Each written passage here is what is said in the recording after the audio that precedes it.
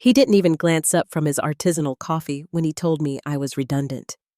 "Anyone who thinks they're irreplaceable," he drawled, swirling oat milk in a company-branded tumbler, "shouldn't wait for the quarter to end to be humbled." Lisa from HR, in her sleek blazer and with a tablet held like a shield, offered a practiced, brittle smile beside him. The words hadn't even finished echoing through the vibrant co-working space before I understood. The restructuring choices had already been made. This wasn't a warning. It was my corporate obituary, and they were reading it with a cold brew in hand. I sat across from them, still wearing my Innovation Catalyst smile. My name was on the digital billboards for our latest tech initiative this year. I'd spearheaded the launch of our new AI-powered wellness app, revitalized a struggling data analytics division with a viral social media campaign that caught the attention of Forbes. I wasn't just irreplaceable. I was the pulse keeping the company alive. So why was Lisa looking at me like a faulty circuit board? I raised my glass slowly. "To reinvention?" I said, my voice like a frozen server farm, dry, cold, a little staticky. No one clinked. Back at my workstation, my assistant Maya leaned in. "Are you okay?" I smiled, sharp and precise. "Absolutely. Just realized I forgot to cancel my subscriptions." The open plan office blurred, filled with stilted chatter and a wellness coach who kept chanting, "Embrace the synergy," like we weren't watching careers short-circuiting behind kombucha bottles. I slipped out before the afternoon town hall. By the time I hit the bustling city street, my hands were already moving. I still remembered how to operate in the shadows, years of pitching under pressure, navigating through male executives who called me sweetheart while appropriating my ideas. First, I sent a single-line text to a number saved under crisis mode only. "Still interested in Nexus Dynamics?" Then I called Sophia. Not Sophia from legal, the Sophia, the problem solver, who once got a tech startup founder out of a venture capital chokehold using nothing but a green smoothie and a leaked internal email. "Sophia," I said, "I need to be untraceable by Monday." A pause. "Tell me who to make sweat, Lisa and her puppet master." I didn't go home. I drove to a boutique hotel downtown and paid for a room in cash. My secure drive was in my bag. On it, 2 unreleased digital product blueprints, one for Nexus Dynamics and another for a global e-commerce giant. The company told me to delay because we don't want to appear too eager overseas. Funny thing, desperation smells a lot like ambition when it's cloaked in the right strategy. At 2:14 a.m., I got a response from the number. Breakfast, 7 a.m. Location, data center. I shut my laptop, turned off the lights, and lay there in the dark, my heart thrumming like a charged battery, already calculating. They thought they were planning my shutdown. They forgot I reboot fast, and I don't send thank you notes. By 6:52 a.m., I was already seated in the luxury hotel's dining room. My charcoal power suit draped over the velvet booth like a strategic cloak. Hair slicked back, no makeup, but my gaze was as sharp as a laser pointer. Across from me, Damon Blackwood, Chief Innovation Officer of Nexus Dynamics, and the kind of man who makes seasoned venture capitalists fidget through their bespoke suits, sat nursing a black coffee and a stare that usually preceded groundbreaking partnerships or competitive acquisitions. He didn't say hello, he just raised an eyebrow.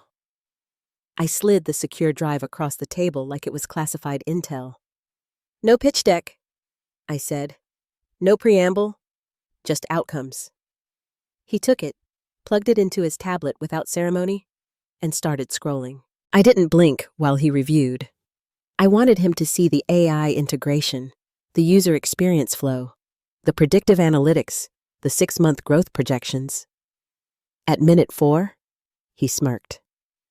Minute 6, he exhaled like a man watching his competitor's stock plummet. At minute 7, he said, "And they passed on this? They claimed we weren't ready for global scaling." Damon took a slow sip of his coffee. "How fast can you pivot?" I reached into my bag, pulled out a single sheet of paper, and slid it across the table. LLC already registered. Domain purchased. I've got top-tier developers in San Francisco, Berlin, and Singapore on standby. All of them headhunted, poached, or looking for a new challenge, and initial funding enough to get me to Q3. After that, Nexus's retainer will cover my enterprise or my exit.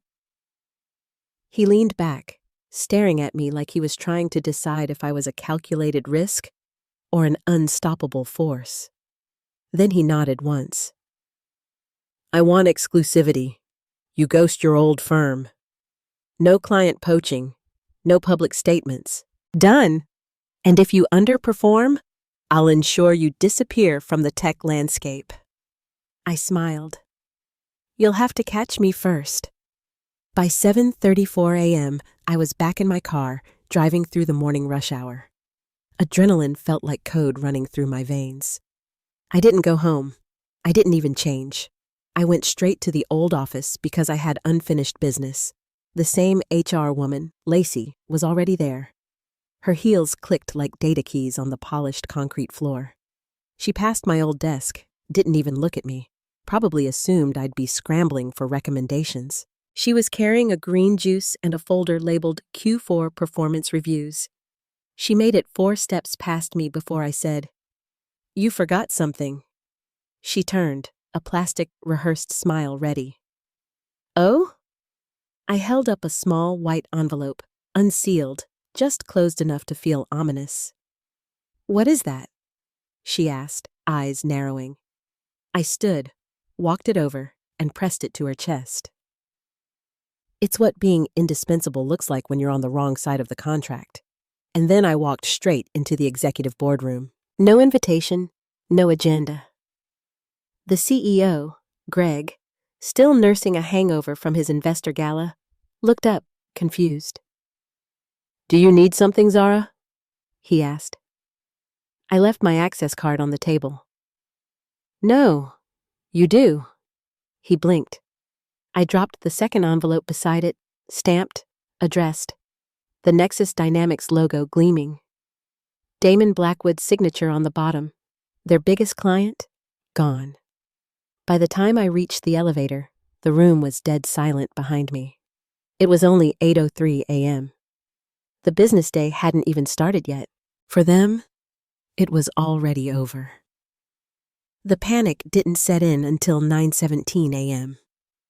That's when I got the first call from Ben in procurement. His voice crackled like a bad internet connection. "Hey, just checking. Did you actually walk into the boardroom and resign with Nexus?" I sipped my coffee. "Ben, have you ever seen a self-driving car pull into a burning garage?" "What exactly?"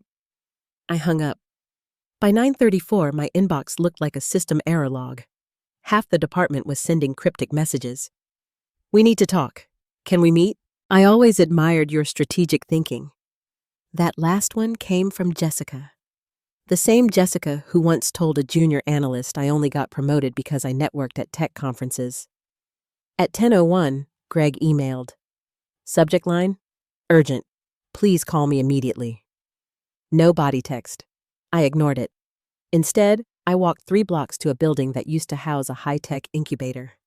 The lease had expired, windows dusty, but I knew the landlord. His daughter interned for me 2 summers ago, and I once helped her refine a pitch deck for a scholarship to Stanford. By 10:45, I had keys. "Short-term lease," I told him. 3 months, maybe longer. Starting a new venture. "No," I said, starting a reckoning. Greg was probably hyperventilating into a designer trash can, and Lacey was rewriting the organizational chart in digital ink. I stood in that empty space and made calls.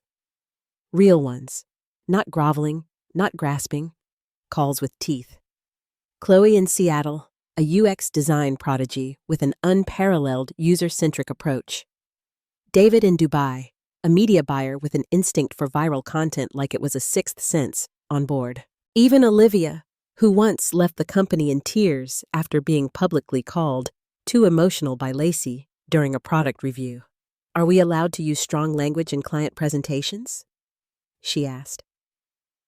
Only if you're demonstrating disruption, I said. I'm in. By 10:03 p.m., Lacey cracked. I know this because Maya texted me a photo from the office kitchen. Lacey standing over a half-eaten protein bar, whispering into her phone, eyes wild, hair slipping out of its perfectly coiffed bun like the unraveling of her domain. The caption, "She just said she blindsided us." I replied, "Tell her it's not blind if you weren't monitoring." Then I told Maya to quit. 5 minutes later, she sent me a screenshot. Her resignation email with the subject line, "Following the system reboot." Attached was a GIF of a supercomputer exploding. God, I trained her well.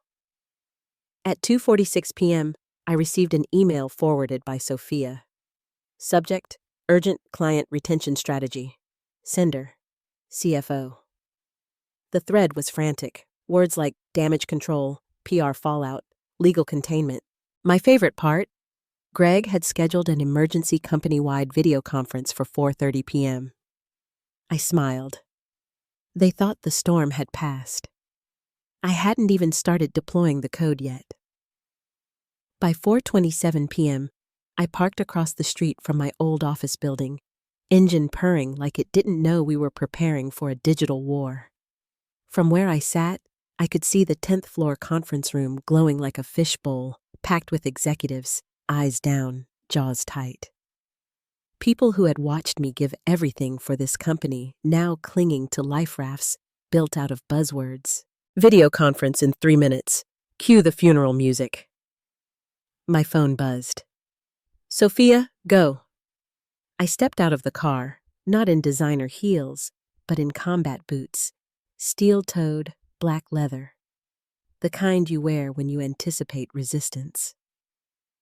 I crossed the street slowly, like a looming cyberstorm. Security tried to stall me in the lobby. I handed him an envelope.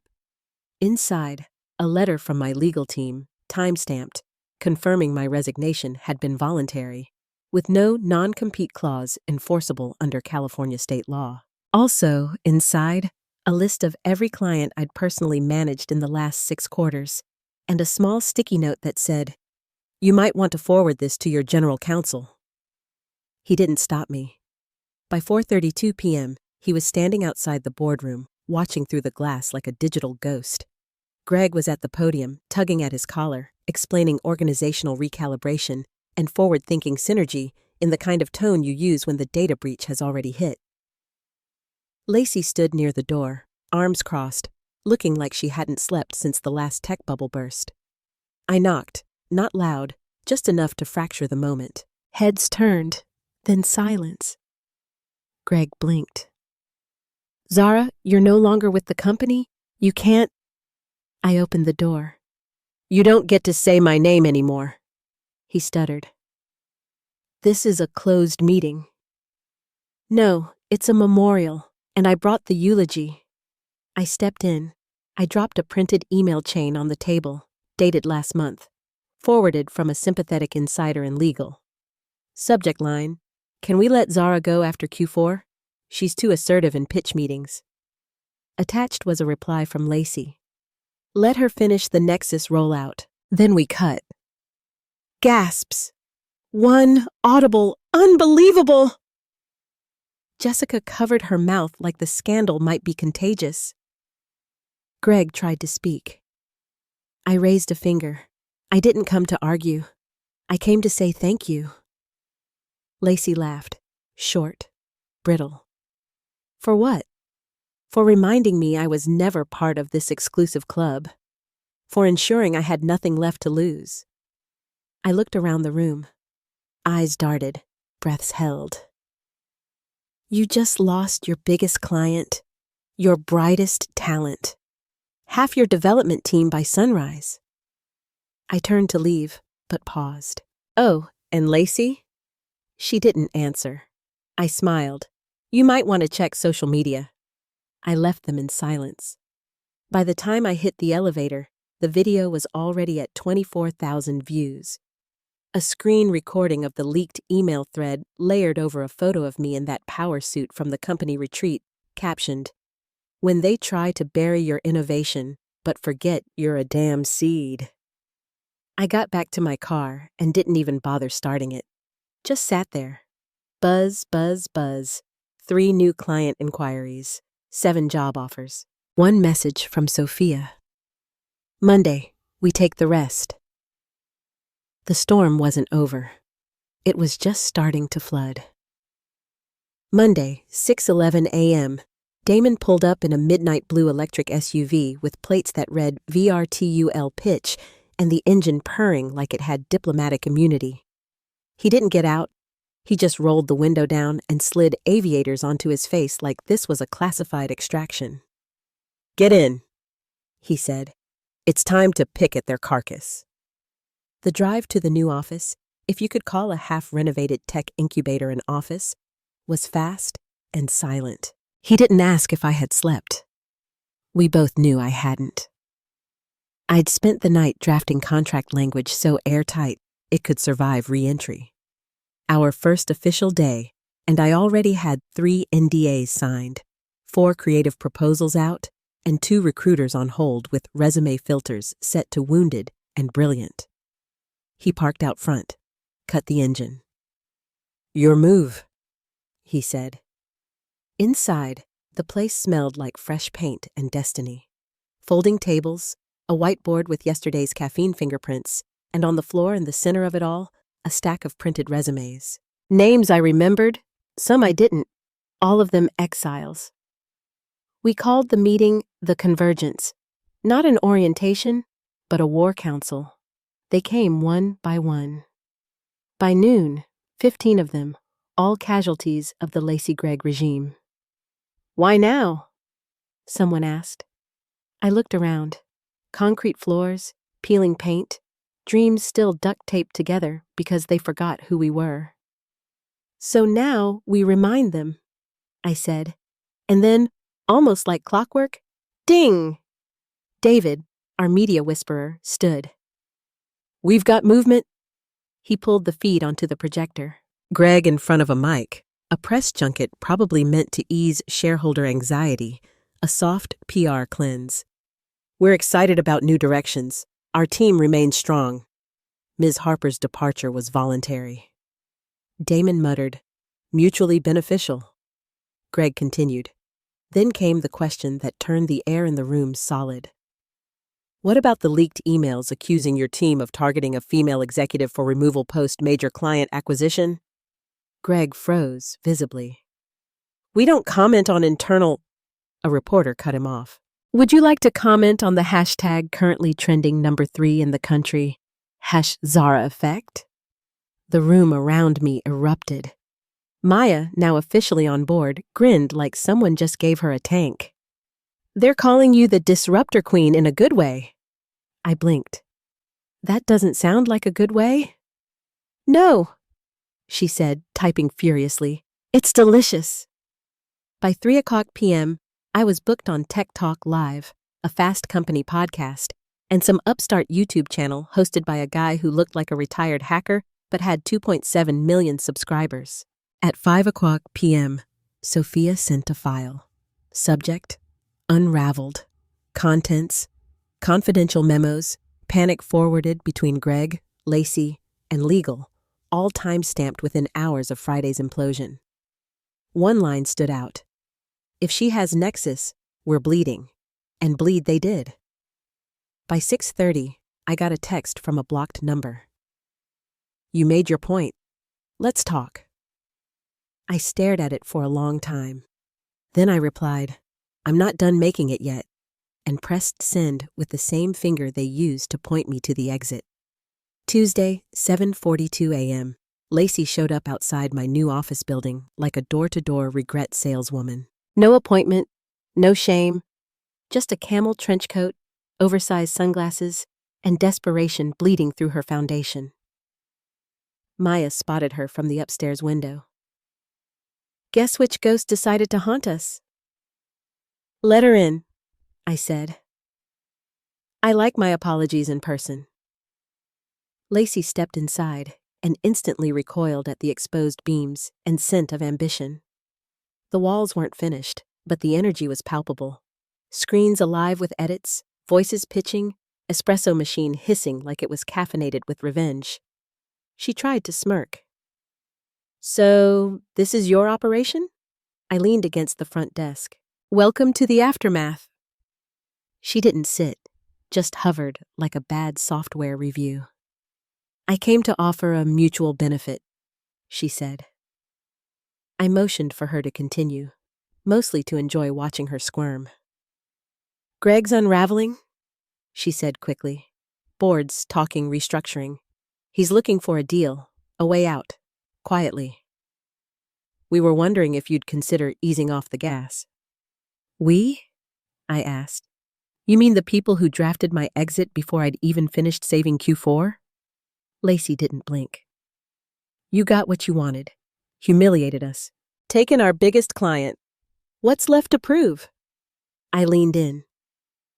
"That fear is a better motivator than loyalty. That no one gets to erase a woman and walk away with a bonus." She flinched. "Look, there's chatter about an offer. From whom? The board? A buyout? They're thinking, bring you back in as a consultant rebranded as reconciliation." I stared at her, then walked over to the whiteboard, scribbled a single word in bold black ink. "No." "Why?" she asked, arms crossed tight enough to bruise. "Because when a system is built on flawed code, you don't patch it. You wipe it clean and rebuild from scratch." Lacey stood there, lips trembling behind gloss, eyes darting like she was scanning for an escape route. Then she tried the last card in her dusty little deck. "They're planning to blame it all on me. Greg's already drafted a statement." "Of course he did," I said.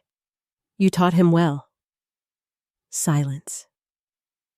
"I was trying to survive," she whispered. I stepped closer. "So am I. The difference is, I don't cannibalize the women next to me to do it." She left. No handshake, no deal, just the soft squeak of defeat on polished concrete. By 11 a.m., Greg's press release hit the wires. In light of recent misunderstandings, Ms. Harper has been invited to serve as an external advisor during our transition. Maya walked over, holding her phone. "You want to tweet something?" I took it. Typed. "Funny. They said I was replaceable. Now they're trying to license the replacement. Hashtag disruptor queen, hashtag Zara effect." Retweets came in like confetti. Comments ranged from boss energy to her silence has a kill switch. And then Damon called. "2 more clients want to disconnect from your old firm," he said. "They want in, but they want a show of strength." I already knew what to do. "Get me a venue, a camera crew, and a stage." "Title?" he asked. I smiled. "The Algorithm Resurrection Tour. Because if they wanted a show, I'd give them a damn revolution." Friday, 6 p.m. Sharp. They held it in a converted data center in downtown Los Angeles. Exposed server racks, black curtains, enough lighting rigs to make it feel like either a tech keynote or a public execution.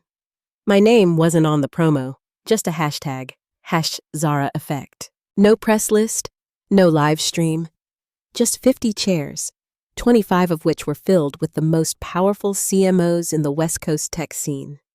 The other 25, ex-clients of my old firm. People who had already pulled their budgets.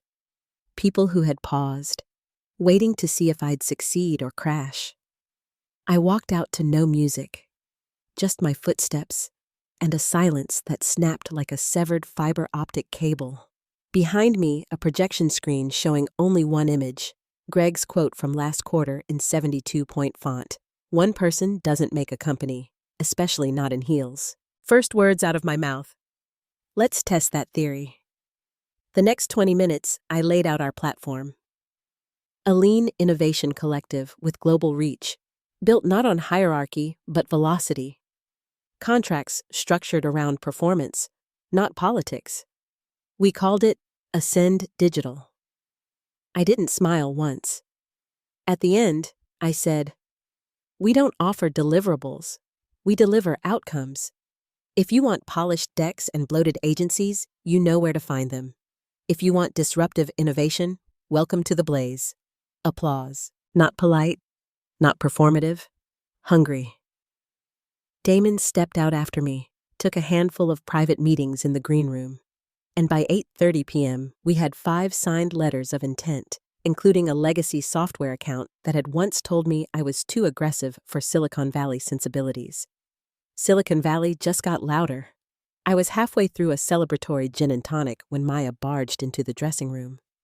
Eyes lit like someone had confessed to a data breach in a live interview. Need to see this. She held up her phone. A leaked audio clip from Greg's office. It's not about performance. It's optics. You give a woman that kind of power, they start thinking they own the room. My heart didn't pound. It slowed. The reporter's voice followed.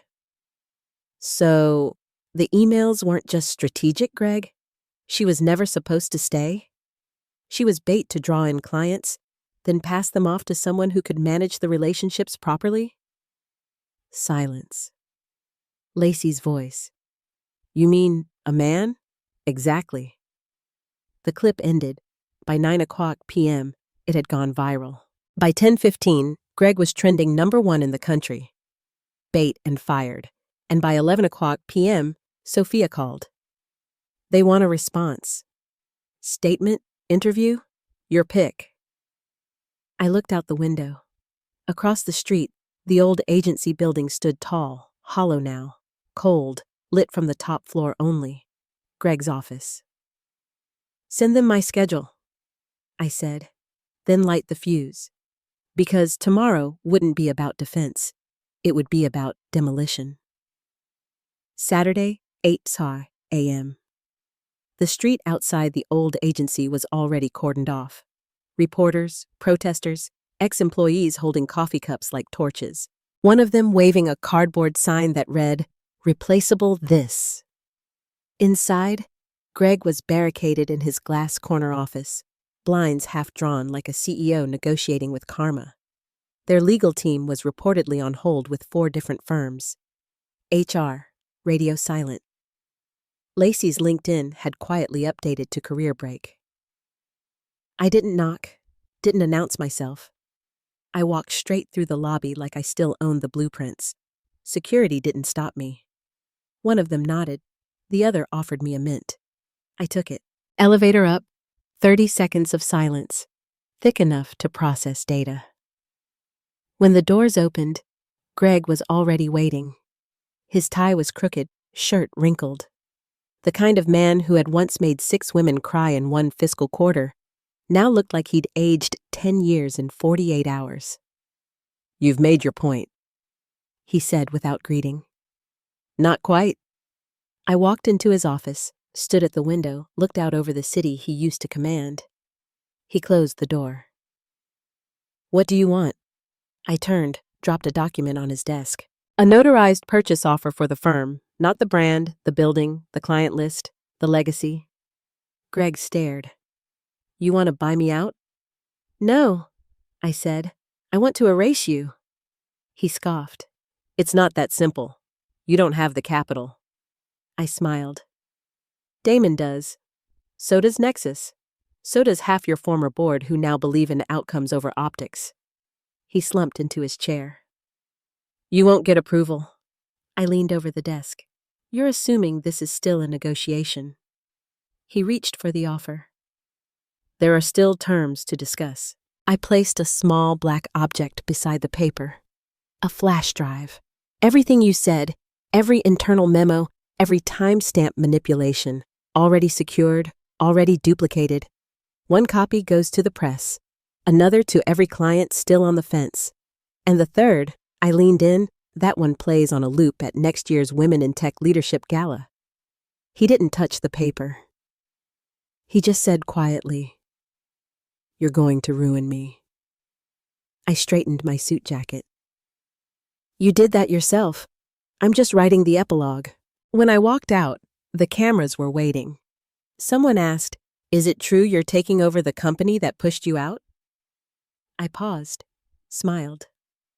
No, I'm replacing it. That night, Ascend Digital's new website went live. The homepage header, a single line in bold. You were never too much. They were just not enough. And under it, a banner that read, now hiring, especially the underestimated. Within 72 hours, our inbox had over 1,000 applications. By week's end, Greg had stepped down for personal reasons. Lacey's apology went viral for the wrong reasons. And me? I launched the Nexus Global campaign from a rooftop in Tokyo, sipping sake, while Maya read me the coverage aloud. Not out of vanity, but out of proof. Because the same room that once told me I was too assertive now echoed with my name, and I never had to raise my voice. Only the standard. The story of Zara is a powerful reminder that an individual's value is never dependent on the recognition of those who fail to see their potential. When faced with injustice and undervaluation, true strength lies in the ability to transform adversity into motivation to build something better, something stronger. Zara didn't just seek revenge. She built a new empire, attracting overlooked talents and proving that innovation, results, and integrity always triumph over pettiness and corporate politics. The positive message here is, never let others define your worth. If you're dismissed or underestimated, see it as an opportunity to reinvent yourself. Find genuine allies and forge your own path. True success isn't about clinging to an old position, but about the ability to rise from the ashes to create a future where you are recognized, respected, and can fully unleash your potential.